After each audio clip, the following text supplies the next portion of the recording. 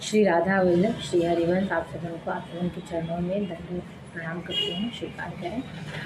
देखिए, मैं हमेशा बात भगवान के और भक्त के भाव के बीच की बात मैं बोलती हूँ कि उनके भाव को देखो। तो उसी भाव पे एक मैं कथा सुनी, बहुत पहले भी मैंने सुना था, बट कल एक कवि ने बहुत अच्छा उन्होंने सुनाया, लेडीज़ हैं।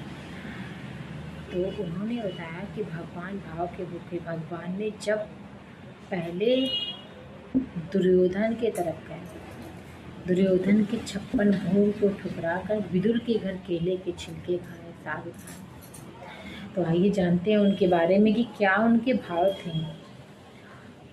विदुरानी जी अपने घर पे उन्हें बड़े प्रेम से, वो सोचती थी कि भगवान आएंगे तो मैं क्या दूंगी, मेरे पास तो कुछ नहीं है, मैं क्या उनको खिलाऊंगी। लेकिन एक बार मेरे घर मेरे प्रभु आए, उनकी ऐसी लालसा थी। दुर्योधन, उन्होंने भगवान को मांगा था और दुर्योधन सेना को मांगा था। तो भगवान वहाँ दुर्योधन को मना किया, बोले मैं 56 भोग नहीं पाऊँगा। विदुर के संग विदुर के घर गए और विदुरानी के हाथ से इतने भाव में वो खिलाई, उन्हें चेतना ही नहीं रहा कि मैं क्या भगवान को पवा रही हूँ, और भगवान को भी इतनी चेतना नहीं वो क्या पवा रही हैं। वो तो बस भाव पा रहे हैं, प्रेम पा रहे हैं।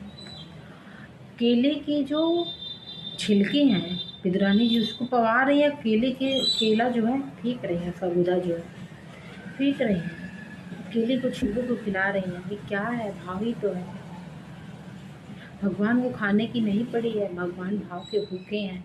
इसलिए मैं हमेशा कहती हूँ कि अपने भाव को देखो, अपने आप को अंदर मुक्त रखो, भगवान से बातें करो, वो स्वयं भाव देंगे। आपको किसी चीज़ की जानकारी लेने की ज़रूरत ही नहीं पड़ेगी।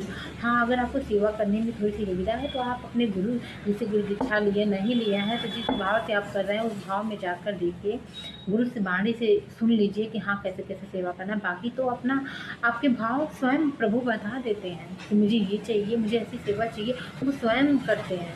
भगवान हमेशा भक्त के पीछे चलते हैं। मुझे ये कथा बहुत सुंदर लगता है कि विदुरानी के हाथ के छिलके खाएं, माता सबरी के जूठे बैर खाएं। ये क्या है, उनके वही तो भाव हैं, ये भक्त के ही तो भाव हैं।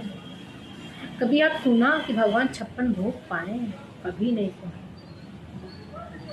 56 भोग उनको माता यशोदा जी ने लगाए थे, और किसी भक्त से आप पूछो तो नहीं है 56 भोग। 56 भोग में वो स्वाद नहीं है।